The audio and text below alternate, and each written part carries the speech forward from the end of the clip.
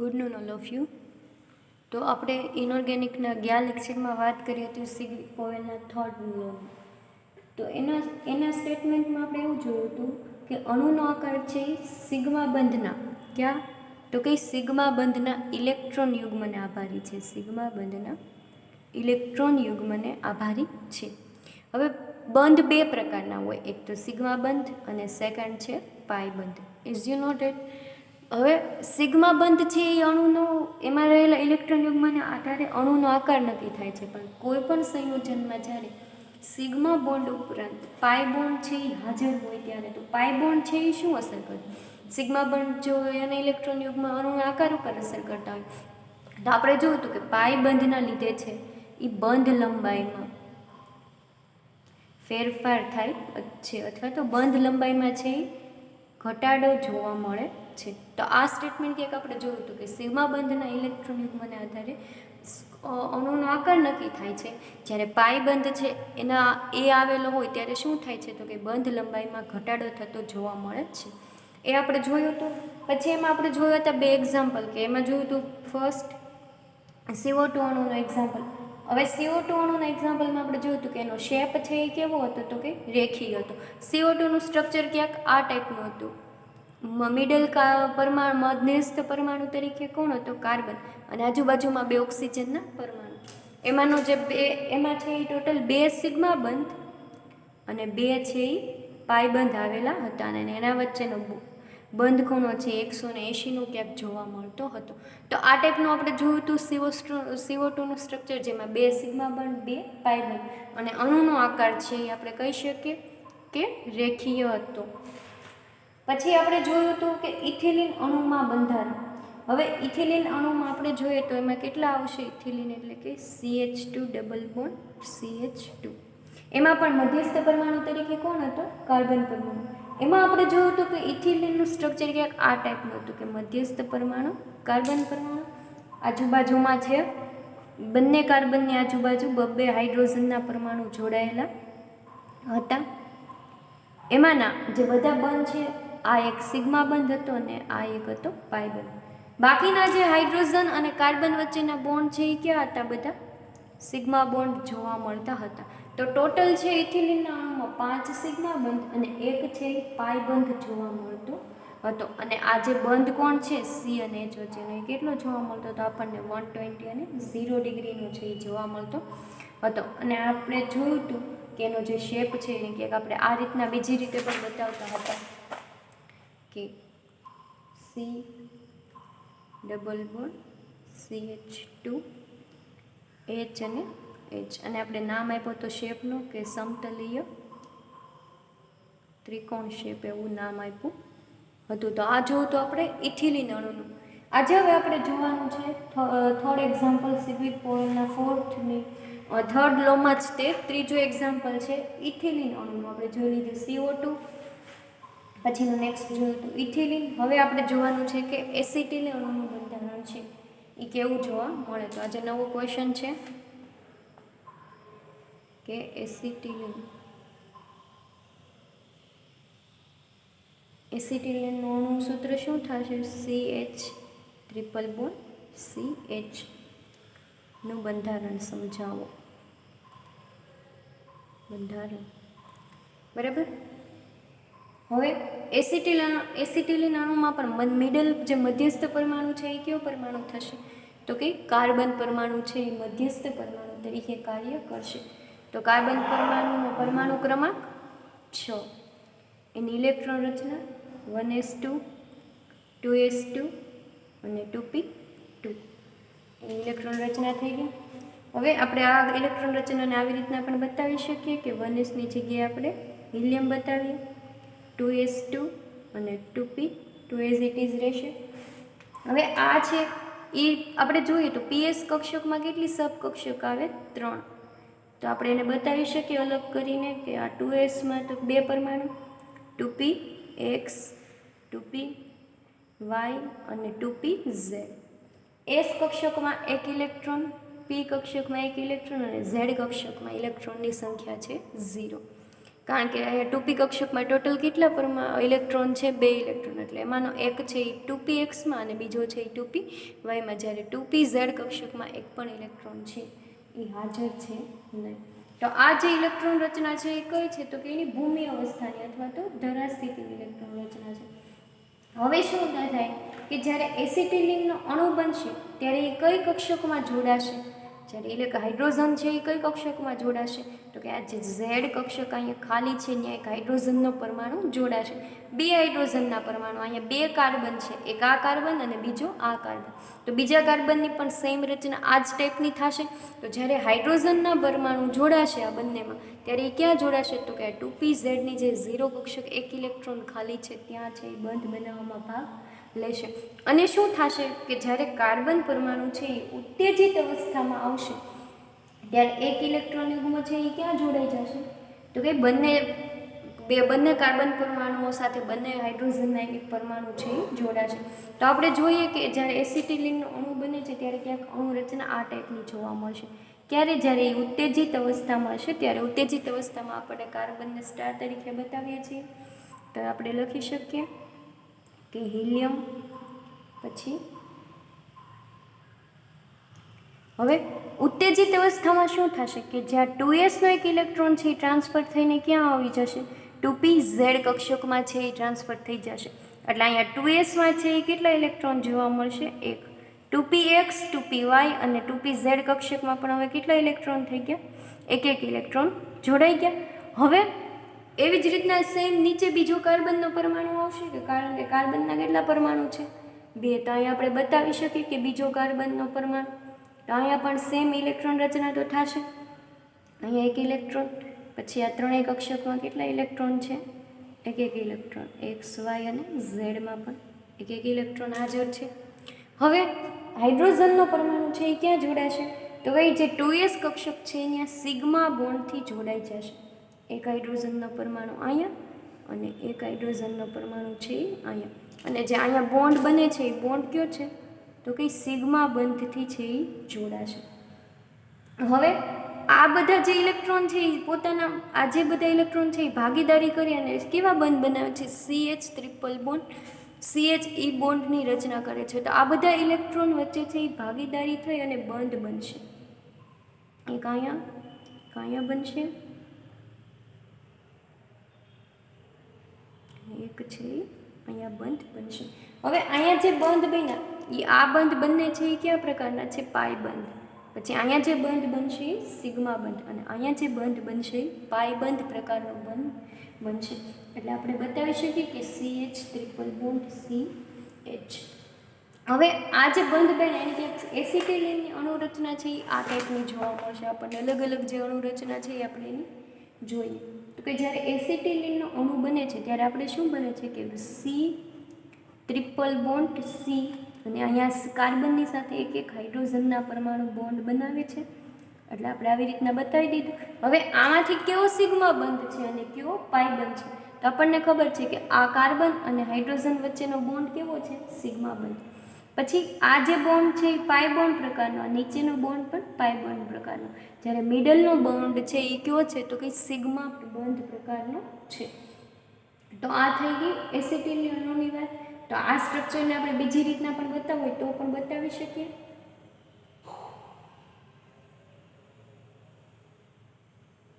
આવી રીતના પણ બતાવીએ તો કે HC ટ્રિપલ બોન્ડ C અને H. તો આમાં પણ આપણે આ બંધ કયો છે? સિગ્મા બંધ. આ પાઈ બંધ અને આ સિગ્મા બંધ પ્રકારનો થયો. આવી રીતના પણ તમે એના સ્ટ્રક્ચરને બતાવી શકો અથવા તો આ રીતના પણ બતાવી શકીએ કે HC આ સાઈડનો કાર્બન પરમાણુ લઈએ તો અહીંયા પણ આમ ટ્રિપલ બોન્ડ વડે CH બતાવી શકીએ. એમાં આપણને ખબર જ છે કે આ સિગ્મા બંધ, આ બંને નીચે ઉપર નીચેના પાઈ બંધ અને મિડલનો છે એ સિગ્મા બંધ પ્રકારનો જોવા મળે છે. તો આ એસિટિલિનના અણુરચનાને આપણે બીજી સ્ટ્રક્ચર રૂપે દોરીએ તો આવી રીતના દોરીએ કે મધ્યસ્થ પરમાણુ કાર્બન પરમાણુ, આજુબાજુમાં છે એ હાઇડ્રોજનના પરમાણુ બંધ બનાવે છે. પછી 2 પ્રકારના પાઈ બંધ અને એક સિગ્મા બંધ બનતો જોવા મળે છે. તો અહીંયા જે હાઇડ્રોજનનો જોડાય, અહીંયા જે મિડલમાં બંધ બને છે એ કયા પ્રકારનો છે? સિગ્મા બંધ પ્રકારનો. હવે પાઈ બંધ બનશે ત્યારે આ બધા ઇલેક્ટ્રોનની ભાગીદારી થશે. તો અહીંયા કાર્બનમાં જે બાકીના કક્ષક, 2 કક્ષકો વધી છે એના ઇલેક્ટ્રોનની ભાગીદારી,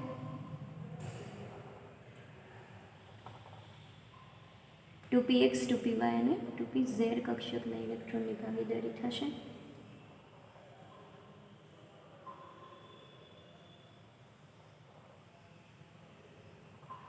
હવે જ્યારે અહીં પાઈ બંધ બનશે ત્યારે કઈ રીતના કક્ષકો જોડાશે? આ કક્ષક સાથે આ કક્ષક જોડાશે અને આ કક્ષક સાથે આ બીજી કક્ષક જોડાશે. એવી જ રીતના સેમ નીચે કે આ કક્ષક સાથે આ કક્ષક અને આ કક્ષક સાથે છે આ કક્ષક જોડાય અને બોન્ડની રચના કરશે.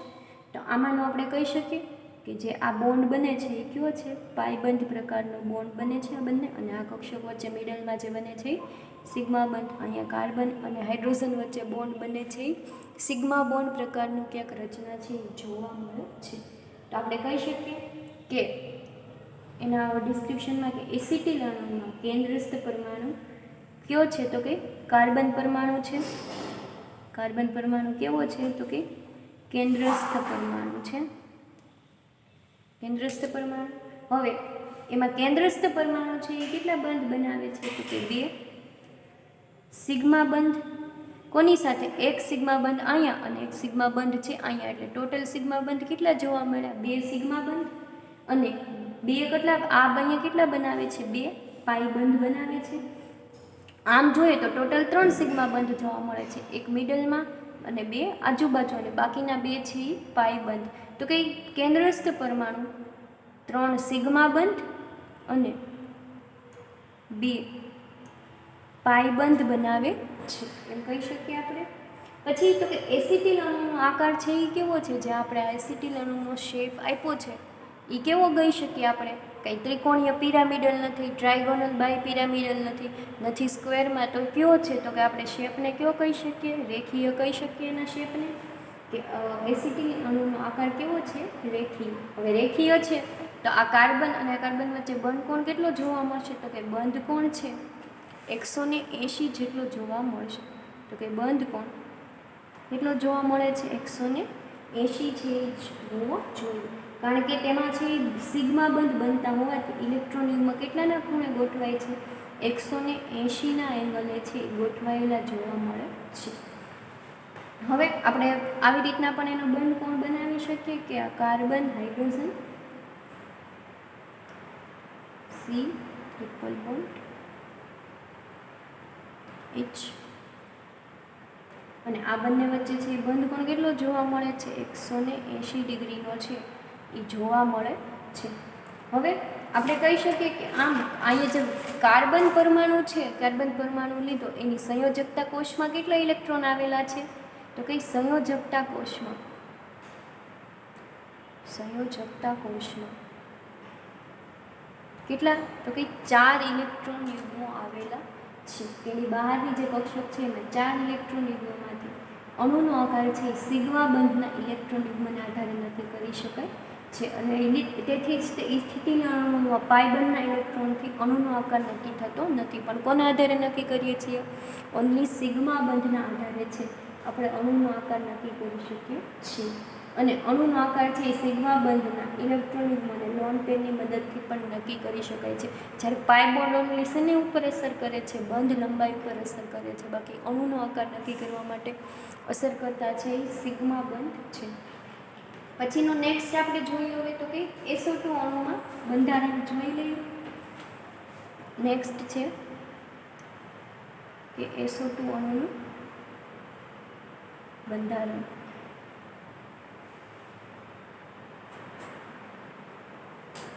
હવે SO2 અણુમાં જોઈએ તો એક કેટલા ટોટલ પરમાણુ છે? એક સલ્ફરનો પરમાણુ અને ઓક્સિજનના છે 2 પરમાણુ. ટોટલ 3 પરમાણુઓ થયા કે 2 ઓક્સિજન અને 1 સલ્ફરના પરમાણુ જોડાઈને શેની રચના કરે છે? SO2 અણુની રચના કરે છે. એમાં મધ્યસ્થ પરમાણુ તરીકે કોણ થશે? સલ્ફર પરમાણુ, ઓક્સિજનના 2 પરમાણુ છે એ સલ્ફરની આજુબાજુમાં જોડાઈ જશે. હવે મધ્યસ્થ પરમાણુ કોણ છે? સલ્ફર પરમાણુ. એટલે એની ઇલેક્ટ્રોન રચના જોઈએ તો કે પ્રથમ છે એ સલ્ફરનો પરમાણુ ક્રમાંક 16. એની ઇલેક્ટ્રોન રચના આપણે જોઈએ એટલે કે નિયોન 3s2 અને 3p4. નિયોનનો કેટલો છે? 10. પછીની 2 કક્ષક 3s2 અને 3p4. એટલે થઈ ગયું સલ્ફરની ઇલેક્ટ્રોન રચના. હવે આપણે ઇલેક્ટ્રોન બતાવીએ સલ્ફરના તો કે એનો પરમાણુ ક્રમાંક 16. નિયોન છે એઝ ઇટ ઇઝ. એમાં 3s કક્ષકમાં 2 ઇલેક્ટ્રોન બતાવીએ આપણે. 3p કક્ષકમાં 3 આવશે, 3px, 3py અને 3pz. 3px, 3py, 3pz કક્ષક. p કક્ષકમાં કેટલા ઇલેક્ટ્રોન છે? 4. તો પહેલાં આપણે 3 કક્ષકમાં એક ઇલેક્ટ્રોન ગોઠવી દઈએ. બાકીની જે 3px કક્ષકમાં ચોથો ઇલેક્ટ્રોન સમાઈ જશે. હવે શું થશે કે જ્યારે સલ્ફર ઉત્તેજિત અવસ્થામાં આવશે ત્યારે તો કે એક ઇલેક્ટ્રોન ટ્રાન્સફર થઈ અને ક્યાં જશે તો કે 3d કક્ષકમાં. કયો ઇલેક્ટ્રોન ટ્રાન્સફર થશે? જ્યાં 3pનો x કક્ષકનો એક ઇલેક્ટ્રોન છે એ ટ્રાન્સફર થઈ અને ક્યાં જશે? 3d કક્ષકમાં. 3p પછી કઈ કક્ષક આવશે તો કે 3d કક્ષકમાં. તો આ ઇલેક્ટ્રોન છે એ ટ્રાન્સફર થઈ અને કેવો 3d કક્ષકમાં. તો આપણે સલ્ફરની ઉત્તેજિત અવસ્થાની ઇલેક્ટ્રોન રચના બતાવીએ. પરમાણુ ક્રમાંક 16 ઉત્તેજિત અવસ્થા. Neon as it is. S કક્ષકમાં કેટલા ઇલેક્ટ્રોન છે? 2 ઇલેક્ટ્રોન. પછી ઉત્તેજિત અવસ્થામાં શું થશે કે જે એસ કક્ષકનો 3px કક્ષકનો એક ઇલેક્ટ્રોન ટ્રાન્સફર થશે એટલે એક અયુગ્મિત આવશે. ડી કક્ષકમાં 5 સબકક્ષક બતાવશું આપણે. 5 અને એક ઇલેક્ટ્રોન ટ્રાન્સફર થઈ અને ક્યાં આવ્યું તો કે 3d કક્ષકમાં આવ્યું. હવે જ્યારે SO2નો અણુ બને છે ત્યારે એમાં 2 સિગ્મા બંધ અને 2 છે પાઈ બંધ બને છે. તો આપણે જોઈએ કે જ્યારે SO2 અણુ રચના બને છે ત્યારે કેવી બને છે તો કે જ્યારે SO2નું અણુ બને તો ક્યાંક આ ટાઈપની છે એ રચના જોવા મળશે. નિયોન છે એઝ ઇટ ઇઝ રહેશે. પછી 2s કક્ષકમાં એક પણ ઇલેક્ટ્રોન યુગ્મિત છે નહીં, બધા કેવા છે? અયુગ્મિત છે નહીં, બધા કેવા છે તો કે યુગ્મિત. હવે અહીંયા એક 3p કક્ષકમાં બન્યું. સોરી, અહીંયા છે નીચે બતાવી દઈએ, અહીંયા સરખું નહીં બતાવે. નિયોન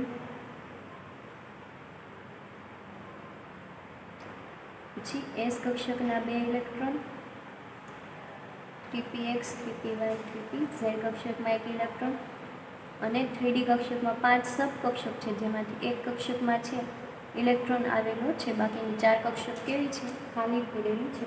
હવે જ્યારે ઓક્સિજનનો પરમાણુ જોડાશે ત્યારે કઈ રીતના જોડાશે તો કે ઓક્સિજનના પરમાણુ જોડાય ત્યારે એ પોતાના ઇલેક્ટ્રોન યુગ્મનું દાન કરી અને એક બોન્ડ છે એ અહીંયા બનાવે છે. અને એ બોન્ડ કયો બનાવે છે? સિગ્મા બંધ. 3px કક્ષક સાથે એક બોન્ડ બનાવે છે અને બીજા ઇલેક્ટ્રોન યુગ્મની ભાગીદારી કરી અને 3pz કક્ષકમાં આપે છે. જે એ 2 બોન્ડ બને છે એ કેવા છે? સિગ્મા બંધ પ્રકારના છે. પછીનો જે આ ઇલેક્ટ્રોન છે એ ભાગીદારી કરી અને ક્યાં આપે છે તો કે 3py અને 3dની પહેલી કક્ષક જે છે એનું.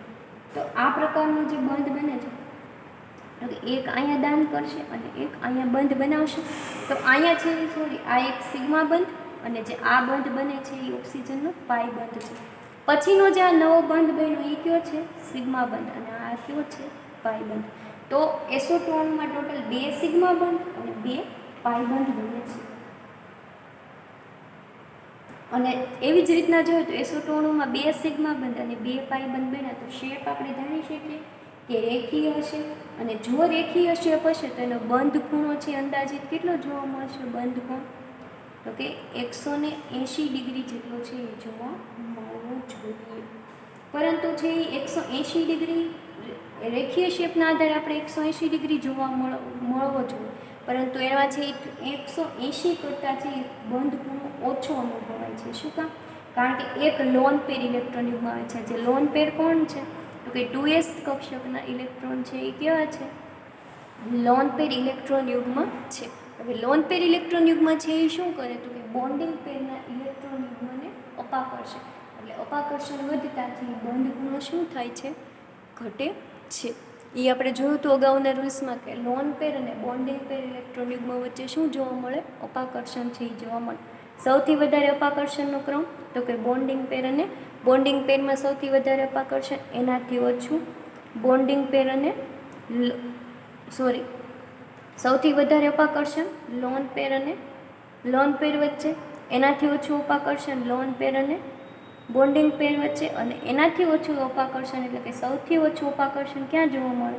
બોન્ડિંગ પેર અને બોન્ડિંગ પેર વચ્ચે છે એ સૌથી ઓછું અપાકર્ષણ જોવા મળે. તો એક અપાકર્ષણનો આપણે ક્રમ જોયો હતો કે લોન પેર વચ્ચે સૌથી વધુ અપાકર્ષણ, લોન પેર બોન્ડિંગ પેર વચ્ચે આની કમ્પેરમાં ઓછું, અને બોન્ડિંગ પેરના ઇલેક્ટ્રોન યુગ્મ વચ્ચે સૌથી ઓછું અપાકર્ષણ જોવા મળે છે. તો હવે શું થશે કે રેખીય શેપના આધારે એક બંધ કોણ છે એ 180 જોવા મળે છે, પરંતુ એના કરતાં સહેજ ઓછો જોવા મળશે. શું કામ? કારણ કે લોન પેર ઇલેક્ટ્રોન યુગ્મની હાજરી હોવાથી એ શું કરશે કે બંધકારક ઇલેક્ટ્રોન એટલે કે બોન્ડિંગ પેરની ઇલેક્ટ્રોન યુગ્મને અપાકર્ષણ અનુભવી અને બંધ કોણ છે 180 કરતાં છે સહેજ ઓછો જોવા મળશે. પછી આપણને ખબર છે કે અહીંયા જે એસ પરમાણુ છે એટલે કે સલ્ફર પરમાણુની ઇલેક્ટ્રોન રચના આપણે જોઈ તો શું હતી કે નિયોન 3s2 3p4. હવે જે અહીંની સંયોજકતા એટલે કે બાહ્યતમ કક્ષામાં છે એ કેટલાક ઇલેક્ટ્રોન જોવા મળે છે? તો કે એની સંયોજકતા કોષમાં ટોટલ આપણને કેટલા ઇલેક્ટ્રોન યુગ્મ જોવા મળ્યા? 6 ઇલેક્ટ્રોન યુગ્મ છે એ જોવા મળ્યા. એમાંથી એકમાંથી છે તો કે આ ઇલેક્ટ્રોન યુગ્મ છે એ લોન પેરના ઇલેક્ટ્રોન યુગ્મ છે. ત્યારબાદ જે બાકી રહેલા કેટલા છે તો કે આ 2 ઇલેક્ટ્રોન યુગ્મ તો લોન પેરમાં જતા રહ્યા.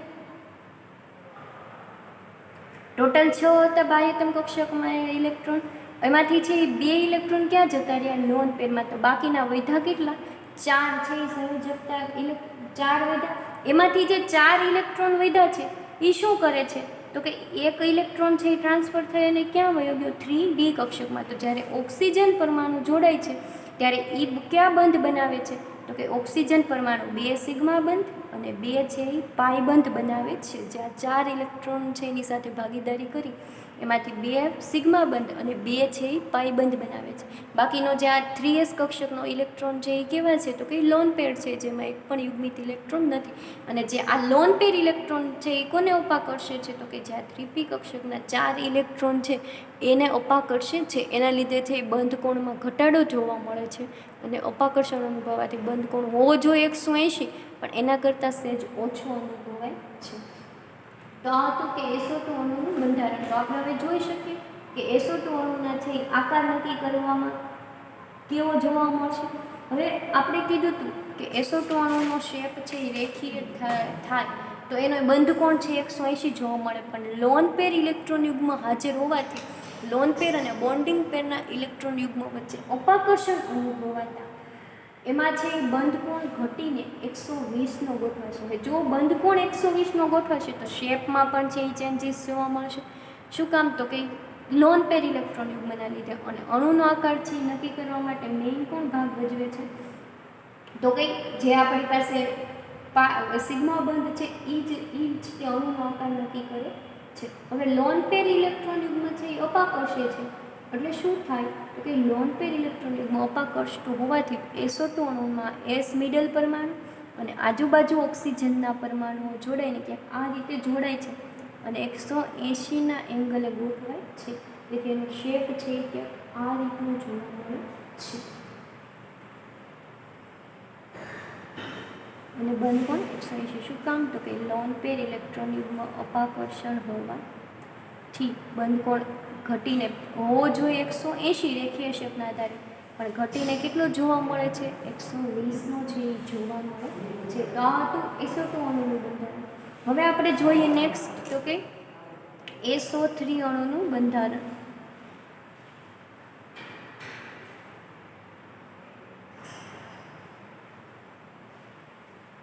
સેમ SO2માં જોયું કે ઓક્સિજનના 2 પરમાણુ હાજર હતા, જ્યારે હવે SO3 અણુનું બંધારણ જોશું તો એમાં ઓક્સિજનના કેટલા પરમાણુ હાજર છે?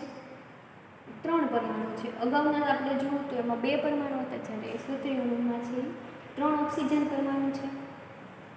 તો હવે જ્યારે આપણે SO2માં જોયા ત્યારે અને આપણે જોવાનું છે હવે SO3. SO2 અણુમાં 2 ઓક્સિજન પરમાણુ હતા, તો ઓક્સિજન પરમાણુ છે એ 2 સિગ્મા બંધ બનાવતા હતા અને 2 છે એ પાઈ બંધ બનાવતા હતા. તો હવે આમાં જોઈએ તો ઓક્સિજનના કેટલા પરમાણુ છે? 3 પરમાણુ છે. તો બની શકે કે 3 સિગ્મા બંધ બનાવશે ઓક્સિજનનો પરમાણુ અને 3 છે એ ક્યાં બનાવશે? પાઈ બંધ બનાવતા હશે. અહીં છે એ જો કે 3 સિગ્મા બંધ ધરાવતા ઇલેક્ટ્રોનિક 180 ના ખૂણે ગોઠવાય અને આકાર છે એ કેવો બનાવશે? તો કે સમતલીય ત્રિકોણ છે એ બનાવશે. ફરીવાર આપણે જોઈએ તો કે સલ્ફરની ઇલેક્ટ્રોન રચના આપણને ખબર છે, અગાઉ આપણે જે હમણાં જોઈએ જ છે કે એનો પરમાણુ ક્રમાંક 16 છે.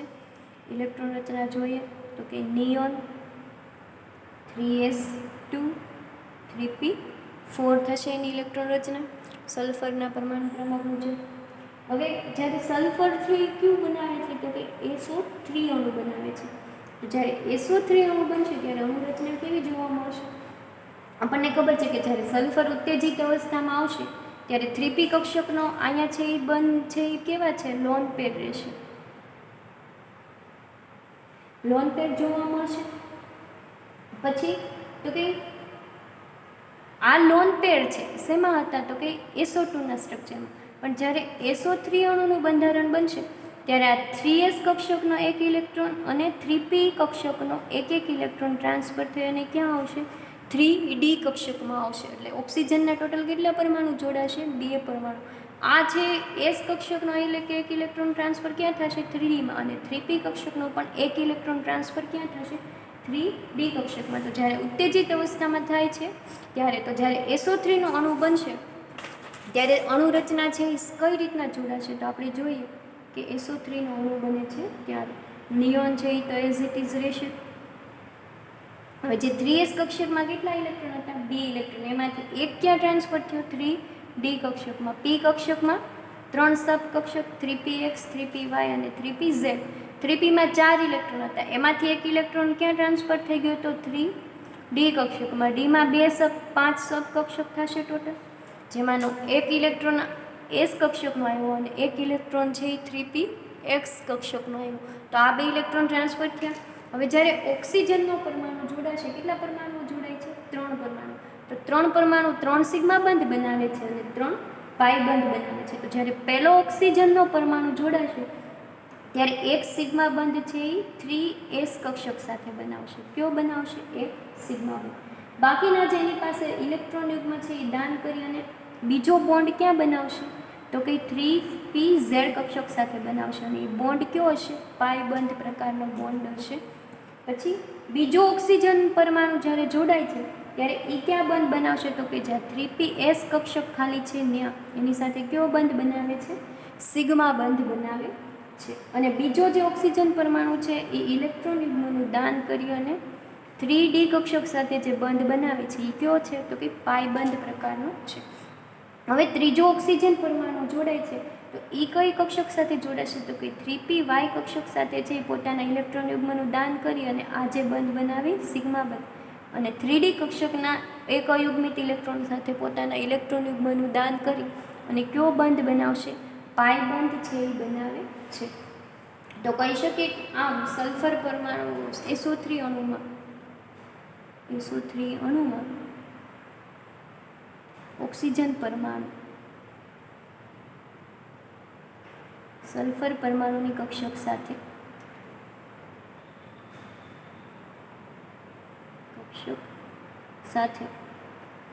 3 સિગ્મા બંધ અને 3 પાઈ બંધ બનાવે છે. તો ટોટલ 3 સિગ્મા બંધ અને 3 પાઈ બંધ બનતા જોવા મળે. હવે SO2 અણુનો આપણે બંધ કોણ એનો શેપ જોઈએ. આપણે એની અણુરચના તો જોઈ લીધી કે આપણને એમાં 3 છે સિગ્મા બંધ અને 3 છે પાઈ બંધ બનતા જોવા મળશે. તો જ્યારે SO3 નો અણુ બને છે ત્યારે એમાં તો કે S મધ્યસ્થ પરમાણુ રહેશે અને ઓક્સિજન પરમાણુ 3 છે આજુબાજુમાં જોડાઈ જશે અને એના વચ્ચેનો બોન્ડિંગ એંગલ કેટલો છે? તો કે 120 ડિગ્રી છે એ જોવા મળે છે. હવે આપણે એમાં બંધ બતાવવા હોય તો આવી રીતના બતાવી શકીએ કે આ ઓક્સિજન પરમાણુ છે આવી રીતના બંધ બનાવશે કે S છે એમાં આપણને ટોટલ કેટલા 3 સિગ્મા બંધ અને 3 પાઈ બંધ બતાવવા હોય તો આમ બતાવીએ double bond O double bond O. એમાં છે તો કે આ એક સિગ્મા બંધ જ્યારે આ એક પાઈ બંધ, પછી તો કે અહીંયા પણ એક સિગ્મા બંધ અને એક પાઈ બંધ, અહીંયા પણ એક સિગ્મા બંધ અને એક પાઈ બંધ. અને બોન્ડ એંગલ કેટલો હતો તો કે 120 ડિગ્રીનો. તો આપણે આ શેપ છે એને કયો શેપ કહી શકીએ તો કે સમતલીય ત્રિકોણ શેપ આપણે કહી શકશું આને સમતલીય ત્રિકોણ. અને બોન્ડ એંગલ પણ SO2 ની જેમ જ કેટલું જોવા મળે છે 120 ડિગ્રીનો જ તે જોવા મળે છે. ઓલામાં તો છે એ રેખીય શેપ થવો જોઈએ, પણ એમાં છે એ શેમાં તો કે SO2 અણુમાં લોન પેર ઇલેક્ટ્રોન યુગમાં આવેલા હતા, એટલે કે લોન પેરની હાજરીના લીધે છે એના શેપમાં ચેન્જીસ થતો હતો. જ્યારે SO3 અણુમાં લોન પેર ઇલેક્ટ્રોન યુગમાં આવેલા નહોતા, એના લીધે છે એ શું થાય તો કે આમાં 3 પાઈ બંધ આવેલા છે. પાઈ બંધ છે એ બંધ લંબાઈ ઉપર અસર કરશે પણ બોન્ડિંગ એંગલ ઉપર કોઈ અસર કરશે નહીં. જો પાઈ બંધ 3 હાજર હશે તો આ બંધ લંબાઈમાં શું થશે ઘટાડો થતો જોવા મળશે, પણ બોન્ડ એંગલ અથવા તો ચેન્જ એના શેપમાં ચેન્જ છે એ જોવા મળતો નથી. તો આ હતું SO3 અણુની રચના, જેનો શેપ હતો સમતલીય ત્રિકોણ.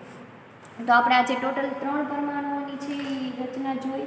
થર્ડ લોમાં પહેલાં આપણે જોયું હતું CO2, પછી જોયું હતું આપણે CO2 અણુનું બંધારણ, નેક્સ્ટ જોયું હતું ઇથિલિન અણુનું બંધારણ, પછી જોયું હતું આપણે એસિટિલિન અણુનું બંધારણ, કે જેમાં એસિટિલિન અણુમાં છે કેટલું સિગ્મા બંધ બનતા હતા તો કે એમાં 3 સિગ્મા બંધ અને 2 છે પાઈ બંધ બનતા જોવા મળતા હતા. અને એસિટિલિન અણુનો શેપ કેવો હતો રેખીય હતો. જ્યારે આપણે જોયું હતું કે એસિટિલિન અણુમાં બંધ કોણ તો કે રેખીય શેપ હોવાથી બંધ કોણ છે 180નો જોવા મળતો હતો. અને એમાં કેન્દ્રસ્થ પરમાણુ તરીકે કોણ હતું તો કે કાર્બન પરમાણુ. અને કાર્બન પરમાણુની સંયોજકતા કોષમાં છે એ કેટલા ઇલેક્ટ્રોન યુગ્મો હતા, કેટલા ઇલેક્ટ્રોન હતા તો કે 4 ઇલેક્ટ્રોન હતા. અને 4 ઇલેક્ટ્રોન યુગ્મમાંથી છે એ 3 સિગ્મા બંધ બનતા હતા, બાકીના છે 2 છે એ પાઈ બંધ બનતા જોવા મળતા હતા. સિગ્મા બંધ છે અણુના આકાર ઉપર અસર કરે છે, પાઈ બંધ છે એ તો કે બંધ લંબાઈ ઉપર અસર કરતા હોય છે. અને અણુનો શેપ છે તો કે આપણે સિગ્મા બંધમાં રહેલા ઇલેક્ટ્રોન યુગ્મના આધારે નક્કી થતો હતો. તો સિગ્મા બંધ છે એ કાર્બન સાથે એવી રીતના જોડાતા હતા કે એનો જે શેપ છે એ રેખીય રહેતો હતો, અને રેખીય શેપના લીધે બોન્ડ એંગલ આપણને 180 જોવા મળતો હતો. નેક્સ્ટ આપણે જોયું હતું કે SO2 અણુની રચના, જેમાં મધ્યસ્થ પરમાણુ તરીકે સલ્ફર સલ્ફરનો પરમાણુ ક્રમાંક હતો 100. સલ્ફરની બાહ્યતમ કક્ષામાં છે કેટલા ઇલેક્ટ્રોન હતા તો કે બાહ્યતમ કક્ષામાં 6 હતા, પરંતુ એમાંથી જ્યારે SO2 અણુમાં બનતું હતું ત્યારે એક છે એ કેવો હતો S3s કક્ષકનો 2 ઇલેક્ટ્રોન તો કે લોન પેર હતા. અને બાકીના જે 4 ઇલેક્ટ્રોન યુગ્મો વિધા હતા એમાંથી જે 3p કક્ષકના ઇલેક્ટ્રોન યુગ્મ ટ્રાન્સફર થઈને ક્યાં જતા હતા 3d કક્ષકમાં એક ઇલેક્ટ્રોન યુગ્મ ટ્રાન્સફર થઈને જતો હતો. અને જ્યારે ઓક્સિજન પરમાણુ જોડાતો હતો ત્યારે એ 2 છે એ સિગ્મા બંધ બનાવતો હતો અને 2 છે એ પાઈ બંધ બનાવતો હતો. હવે જે સિગ્મા બંધ છે એ ક્યાં બનતો હતો તો કે ઓક્સિજન પરમાણુ છે એક તો 3p કક્ષક સાથે સિગ્મા બંધ બનાવતો હતો, અને બીજો છે એ તો કે ઓક્સિજન પરમાણુ જ્યારે જોડાતો હતો ત્યારે ક્યાં બનતો હતો તો કે 3y કક્ષક સાથે એક સિગ્મા બોન્ડ બનાવતો હતો. અને બાકીના જે ઓક્સિજન પરમાણુ છે એ પાઈ કક્ષક કઈ રીતના પાઈ બોન્ડ ક્યાં બનાવતો હતો તો કે 3pz કક્ષક સાથે છે એ પાઈ બોન્ડ બનાવતો હતો, અને બીજો પાઈ બંધ છે એ ક્યાં બનાવતો હતો 3d કક્ષક સાથે છે એ પાઈ બંધ બનાવતો હતો. તો આમ SO2 અણુમાં પાઈ બંધ બનતા હતા. જ્યારે SO3 અણુમાં શું થાય છે તો કે 3 સિગ્મા બંધ SO3 અણુમાં 3 સિગ્મા બંધ અને 3 પાઈ બંધ બને છે.